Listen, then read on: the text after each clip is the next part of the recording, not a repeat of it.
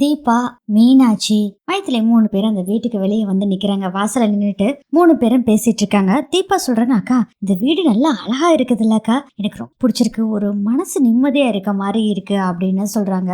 அதுக்கு மீனாட்சி சொல்றாங்க, ஆமா தீபா, அத்தை இந்த வீட்டுல தான் இருந்திருக்காங்க. கார்த்திக் வந்து கம்பெனில ஆரம்பிச்சு கொஞ்சம் பெரிய லெவலுக்கு வந்த பின்னாடி தான் அந்த வீட்டை கட்டிட்டு அங்க போயிருக்காங்களாமா. இந்த வீடு ரொம்ப ராசியான வீடுன்னு வேற அத்தை சொல்லுவாங்க. அத்தையோட ஃபேவரட் வீடும் கூட இது அப்படின்னு சொல்றாங்க மீனாட்சி. அப்போ வந்து மைத்திலி சொல்றாங்க, இதெல்லாம் சரி, இன்னைக்கு சாயந்தரம் தீபாவோட பார்ட்டி இருக்குல்ல, அதுக்கு என்ன பண்றது அப்படின்னு சொல்லும் போது இவங்க கிஃப்ட் வாங்க சொன்னாங்க பாருங்க அபிராமி, அதை பத்தி நினைச்சிட்டு ஒரே ஃபீல் பண்ணிட்டு இருக்காங்க. என்ன கிஃப்ட் வாங்குறது அப்படின்னு யோசனை பண்ணிட்டு இருக்காங்க தீபா. நான் இங்கெல்லாம் பேசிட்டு இருக்கோம், நீ என்னத்த யோசனை பண்ணிட்டு இருக்க அப்படின்னு கேக்குறாங்க மீனாட்சி. இல்ல அத்தை வந்து கிஃப்ட் வாங்கி கொடுக்க சொன்னாங்கல்ல, என்ன கிஃப்ட் வாங்குறதுன்னு தெரியலக்கா, அவருக்கு என்ன கிஃப்ட் வாங்கலாம்னு நீங்களே சொல்லுங்கக்கா. தீபா, எனக்கு எதுவும் தெரியல தீபா, இது மாதிரி நாங்க எதுவுமே ஒரு பெருசா இந்த ஃபங்க்ஷன்ல இது மாதிரி கொண்டாடினதும் இல்ல, கிஃப்ட் எல்லாம் கொடுத்துக்கிட்டதே இல்ல, எனக்கு அவ்வளோக்கா தெரியல அப்படின்னு. அண்ணி நீங்கனாச்சு சொல்லுங்க அண்ணி அப்படின்னு தீபா கேக்குறாங்க. மைத்திரி சொல்றாங்க, பெசமா அவருக்கு பேண்ட் ஷர்ட் எடுத்து கொடுத்தாரையா அண்ணி, இதெல்லாம் பழைய காலத்து செய்த அண்ணி, நார்மலா எல்லாரும் கொடுக்கறது தான், வேற ஏதாச்சும் சொல்லுங்க அப்படின்னு. செல்போன் வேணா வாங்கி கொடு, போன் எடுத்து பேசும்போது உன்னை பத்தி நினைப்பாங்கல்ல அப்படின்னு சொல்றாங்க. அதெல்லாம் வேண்டாம், என் புருஷனுக்கு என்ன வாங்கணும்னு நானே யோசனை பண்ணிட்டேன், டிசைட் பண்ணிட்டேன், நானே போய் வாங்கிக்கிறேன் அப்படின்னு சொல்லிட்டு எனக்கு நிறைய வேலை இருக்கு, நான் வரேன் அப்படின்னு சொல்லிட்டு இவங்க உள்ள போறாங்க. தீபா, மீனாட்சி மைத்திலி 2 பேரும் சிரிச்சிட்டு இருக்காங்க. அப்போ மீனாட்சி சொல்றாங்க, புருஷனுக்கு கிஃப்ட் கொடுக்கறதுக்கு ஏதோ ஒன்ன கண்டுபிடிச்சிட்டா போல இருக்கு, அதான் பரபரப்பா போறா, சரி விடுங்க நம்ம போலாம் அப்படின்னு சொல்லிட்டு மீனாட்சி மைத்திலி 2 பேரும் அங்கிருந்து அவுட் ஹவுஸ்க்கு போயிடுறாங்க. அடுத்தது ரம்யாவை காமிக்கிறாங்க. ரம்யா ஒரே யோசனையில உட்காந்துட்டு இருக்காங்க. ரம்யா, என்ன இது நீ ஒரே யோசனையில உட்காந்துட்டு இருக்க அப்படின்னு சொல்லி அவங்க அப்பா கேக்குறாரு. இல்லப்பா, தீபா வீட்டு ஃபங்க்ஷனுக்கு என்ன கொடுக்கலாம் கிஃப்ட்னு யோசனை பண்ணிட்டு இருக்கேன் அப்படின்னு சொல்றாங்க. ஆமாமா, நீ சொல்றதும் கரெக்ட் தான், நீ ஏதாச்சும் ஃபங்க்ஷனுக்கு போயிருந்தா தானே மற்றவங்க மாதிரி எந்த ஃபங்க்ஷனுமே நீ அட்டனும் பண்ண மாட்டா, அதே மாதிரி நம்ம கம்பெனியில வேலை செய்யற லேபரோட வீட்டு ஃபங்க்ஷனுக்கு கூட நீ அட்டன் பண்ண மாட்டா, நான் தான் போயிட்டு வருவேன், அதனால உனக்கு என்ன தெரியும் அப்படின்னு சொல்றாங்க. சரி பரவாயில்லப்பா, நானே போய் அவளுக்கு என்ன கிஃப்ட் வாங்குறேன்னு போய் வாங்கிட்டு வரேன் அப்படின்னு சொல்றாங்க ரம்யா. சரிம்மா அப்படின்னு சொன்ன ரம்யாவும் போறாங்க. அதுக்கப்புறம் விஸ்வநாதன் நினைச்சிட்டு இருக்காரு, சே இப்பதான் நம்ம பொண்ணு மத்த பொண்ணுங்க மாதிரி நடந்துக்கிறா அப்படின்னு சந்தோஷமா இருக்காங்க. அடுத்ததே கிஃப்ட் ஷாப்புக்கு வர்றாங்க ரம்யா. நல்ல ஒரு அட்ராக்டிவான ஒரு கிஃப்ட் கொடுங்கன்னு சொல்லி கடையில போய் கேக்குறாங்க. அவங்களும் ஒவ்வொரு கிஃப்டையும் காமிக்கிறாங்க.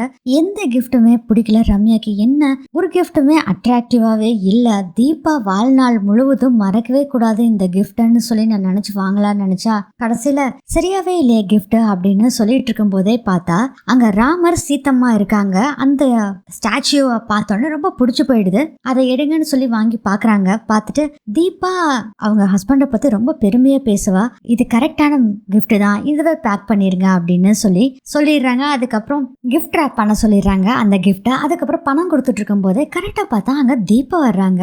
தீபாவை பார்த்தோன்னே ரம்யா கேக்குறாங்க, என்ன தீபா இந்த பக்கம் வந்திருக்க? அது ஒண்ணு இல்ல, என் ஹஸ்பண்டுக்கு வந்து ஒரு கிஃப்ட் வாங்கணும்னு நினைச்சேன், அதனாலதான் நான் வந்தேன் அப்படின்னு சொல்றாங்க. நீ என்ன இந்த பக்கம் வந்திருக்க, கிஃப்ட் வாங்க வந்தேன் அப்படின்னு ரம்யா சொல்றாங்க. ஓ சரி சரி அப்படின்ட்டு, என்ன கிஃப்ட் வாங்க போறா அப்படின்னு ரம்யா தீபா கிட்ட கேக்குறாங்க. அதுக்கு தீபா சொல்றாங்க, நான் டிஃப்ரெண்டா ஒண்ணு யோசனை பண்ணி வச்சிருக்கேன்னு சொல்லிட்டு ஃபர்ஸ்ட் எடுத்தோடனே அபிராமியோட போட்டோவை காமிக்கிறாங்க. அதுக்கப்புறம் கார்த்திகோட போட்டோவை காமிக்கிறாங்க. இந்த 2 போட்டோவையும் மர்ஜ் பண்ண போறேன்னு சொல்றாங்க. கார்த்திகோட போட்டோன்னு நினைச்சோன்னே கார்த்திகோட இப்போ இருக்கிற போட்டோ இல்ல, சின்ன குழந்தையில இருந்த போட்டோவை காமிக்கிறாங்க. இது 2ஐயும் மர்ஜ் பண்ணி ஒரு டிராயிங் மாதிரி பண்ணி அந்த போட்டோவை கொடுக்கலான் இருக்கேன். அவரு அம்மானா அவருக்கு ரொம்ப உயிர், அவங்க அம்மா சொல்றது அவர் தட்டவே மாட்டாரு, அதனால இந்த போட்டோவை அவங்களுக்கு பண்ணி கொடுக்கலான் இருக்கேன், அவருக்கு ரொம்ப கண்டிப்பா பிடிக்கும் அப்படின்னு சொல்றாங்க. செம்ம கிரேட், நீ செம்ம போ அப்படின்னு சொல்றாங்க ரம்யா. சரி நீ யாருக்கடி கிஃப்ட் வாங்க வந்த அப்படின்னு கேக்குறாங்க. நான் வேற யாருக்கடி வாங்க போறேன், உனக்கு தான் வாங்கியிருக்கேன் கிஃப்ட், நீ தான் கூப்பிட்டுருக்கல, அதுவும் ரொம்ப நாளைக்கு அப்புறம் நம்ம மீட் பண்ணிருக்கோம், அதனாலதான் கண்டிப்பா வந்துருவேன், கவலைப்படாத அப்படிங்கிறாங்க. இங்க பாருடி வரேன்னு சொல்லிட்டு அப்புறம் வந்து எனக்கு வேலை இருக்கு அது இருக்கு வரமாட்டேன்னு சொன்னேன்னு வச்சுக்க, எனக்கு கோவம் வந்துடும், வர்றப்ப அப்பாவையும் கூட்டிட்டு வந்துரு அப்படின்னு தீபா சொல்றாங்க. கண்டிப்பா வரேன் அப்படின்னு சொல்லிட்டு அங்க இருந்து ரம்யா கிளம்பிடுறாங்க. அதுக்கப்புறம் அந்த கடையில அந்த அண்ணா கிட்ட கொடுத்து இந்த கிஃப்ட் எல்லாம் பண்ண சொல்றாங்க. எவ்வளவு நேரம் ஆகும்னு கேக்குறாங்க. 1 மணி நேரம் ஆகும்னு சொல்றாங்க. சரி நான் என் அண்ணியை அனுப்பி விடுறேன், நீங்க கொடுத்து விட்டுருங்க, எவ்வளவு அமௌண்ட்னு கேக்குறாங்க. 10,000 ரூபாய் சொல்றாங்க. அந்த அமௌண்ட்டை கொடுக்குறாங்க. அந்த சீன் கட் ஆகுது. அடுத்ததே கார்த்திக் வர்றாரு. அப்பதான் வீட்டுக்குள்ள. அப்ப அபிராமி கையில ஒரு பேக் வச்சிருக்காங்க. ஏன்னா கார்த்திக் இங்க வசதியா இருக்கா இந்த வீடு, அந்த வீடு மாதிரி வசதியா இருக்காதுல்ல அப்படின்னு சொல்றாங்க.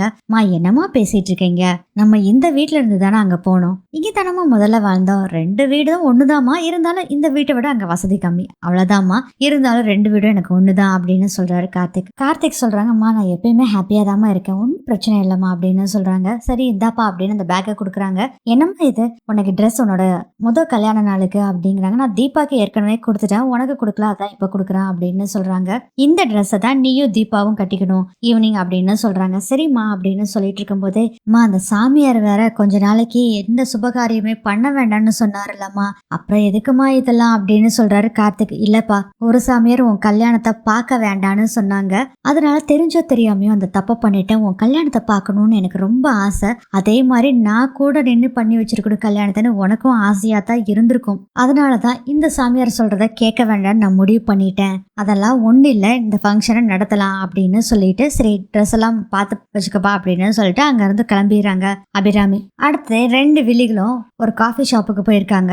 ஐஸ்வர்யா அண்ட் ரியா 2 பேர் பேசிட்டு இருக்காங்க. ரியா சொல்றாங்க, இப்போ என்னதான் பண்றது, இவங்க 2 பேர்த்தையும் மீட் பண்ணாம வைக்கணும், அதுக்கு என்னதான் பண்றது, ஐடியா ஏதாச்சும் இருக்கா அப்படிங்கிறாங்க. அதுதான் நானும் யோசனை பண்ணிட்டு இருக்கேன் ரியா, எனக்கு ஒரு ஐடியா தோணுது, நான் வேணா சொல்லட்டுமா, பேசாம அவளை அந்த ஃபங்க்ஷனுக்கு வரவிடாம பண்ணிட்டா, ஆளை வச்சு கடத்திட்டா, ஐயோ ஆளை வச்சு கடத்தணும் வச்சுக்கோ, பெரிய பிரச்சனை ஆயிரும் ரியா, வேண்டாம், அப்புறம் நம்மளே மாட்டிக்குவோம், அப்ப கையை காலை உடச்சு போட்டுடலாமா அவளை, அவ்வளவுதான், வேற வம்பே வேண்டாம், அதெல்லாம் பண்ண வேண்டாம் ரியா, வேற ஏதாச்சும் பண்ணலாம் அப்படின்னு யோசனை பண்றாங்க. ஐஸ்வர்யா திடீர்னு ஒரு சூப்பரான ஐடியா வந்துருது. அந்த ஐடியாவை ஃபுல்லா குசு குசுன்னு சொல்றாங்க. நமக்கு பேக்ரவுண்ட்ல மியூசிக் தான் ஓடிட்டு இருக்குது. அவங்க ரகசியமா அந்த ஐடியாவை 2 பேரும் பேசிட்டு இருக்காங்க. அதை கேட்டோடனே ரியா செம்ம ஐடியா போ அப்படின்னு சொல்றாங்க. ரியா இந்த ஐடியா செம்மையா இருக்கு, இது நம்ம எக்ஸிக்யூட் பண்ணலாம், பட் ஏதாச்சும் ஃபெயிலியர் ஆயிடுச்சுன்னா அங்க நீ தான் பாத்துக்கணும், அங்க என்னென்ன நடக்குதுன்னு சொல்லி எனக்கு அப்டேட் பண்ணிக்கிட்டே இருக்கணும், அப்பனா தான் நான் உனக்கு என்ன பண்ணலான்னு சொல்லுவேன். சரி நீ இப்போ நீ வீட்டுக்கு கிளம்பு, வீட்டுக்கு போயிட்டு அங்க என்னென்ன நடக்குதுன்னு என்கிட்ட சொல்லு அப்படிங்கிறாங்க. பார்க்கலாம் சொல்றேன், ஏன் தான் இந்த ஆன்டி இப்படி இருக்காங்களோ, எதுக்கு இந்த ஃபங்க்ஷன், இதெல்லாம் தேவையே இல்லை, வேண்டான்னு சொன்னாலும் கேட்கவும் மாட்டேங்கிறாங்க அப்படின்னு சொல்லிட்டு சரி நான் கிளம்புறேன் அப்படின்னு அங்க இருந்து ரியா கிளம்பிடுறாங்க. அடுத்ததே அதுக்கப்புறம் கார்த்திகோட வீட்டை காமிக்கிறாங்க. ரெடி ஆயிட்டு வர்றாங்க. அபிராமி அருணாச்சலம் 2 பேரும் வர்றாங்க. அப்பதான் அருண் வர்றாரு. டே அருண், அங்க அலங்காரத்துக்கெல்லாம் சொல்லிட்டியாம்மா, எல்லாமே செஞ்சாச்சு, அப்புறம் ஆளுகளாம் வருவாங்க, அவங்களுக்கு ஸ்நாக்ஸ் காஃபி கூல்ட்ரிங்க்ஸ் இதெல்லாம் கொடுக்கணுமேம்மா, அதை எல்லாமே நான் ரெடி பண்ணிட்டேன், நோ ப்ராப்ளம்மா அப்படின்னு சொல்றாங்க. ஓகேடா அப்படின்னு சொல்லிட்டு வெளியே வரும்போது அங்க கரெக்டா மீனாட்சியும் வர்றாங்க. அப்போ அபிராமி சொல்றாங்க, மீனாட்சி இன்னைக்கு நாச்சி நீ உள்ள வா மீனாட்சி அப்படிங்கிறாங்க. இல்லத்த, அவ இருக்க வீட்டுக்குள்ள நான் வரமாட்டேன்னு ஏற்கனவே சொல்லியிருக்கேன்ல அத்த. கரெக்ட் தான் மீனாட்சி நீ சொல்றது, ஆனா இப்போ நடக்கிறது ஒரு முக்கியமான ஃபங்க்ஷன், அதுக்கு உன்னோட ஹெல்ப்பும் தேவை, அதை விட ஊருக்குள்ள இது மாதிரி நம்ம குடும்பத்துல பிரச்சனை நடக்குதுன்னு தெரியக்கூடாது, இன்னைக்கு ஒரு நாள்னாச்சு வீட்டுக்குள்ள வா மீனாட்சி அப்படின்னு சொல்றாங்க. சரியத்த வர்றேன் அப்படின்னு சொன்னோடனே கரெக்டா மைத்திலி வர்றாங்க. என்னாச்சுமா, தீபா ரெடி ஆயிட்டாளா, ரெடி ஆயிட்டாமா அப்படிங்கிறாங்க. எங்க கார்த்திக் ரெடி ஆயிட்டானு என்னமோ தெரியல, அருணை விட்டு கேட்க சொல்லுங்க அப்படிங்கிறாங்க. நாச்சியா நீ சும்மா டென்ஷன் ஆயிட்டு இருக்காத நாச்சியா, அதெல்லாம் ரெடி ஆயிருவாங்க. எங்க இந்த கேட்க சொன்னமே, கேக்குக்கார இன்னும் ஆளவே காணோம், வந்துருவாரு இப்ப, வர டைம் தான் அப்படின்னு சொல்லும் போதே கேக்கார வந்துடுறாங்க. கேக் எடுத்துட்டு வந்து கொடுக்குறாங்க. மைத்திலி வாங்கி கொண்டு போய் உள்ள வைக்கிறாங்க. அதுக்கப்புறம் நீயும் போ மீனாட்சின்னு சொல்றாங்க. மீனாட்சியும் வீட்டுக்குள்ள எப்படியோ போயிடுறாங்க. மீனாட்சி, மைத்திலி, அருணாச்சலம், அபிராமி எல்லாரும் கேக்க ஓபன் பண்ணி பாக்குறாங்க. அதில் கார்த்திக் தீபா விஷ் பண்ணி அதில் போட்டிருக்கு. இதோட இந்த எபிசோட் முடியுது.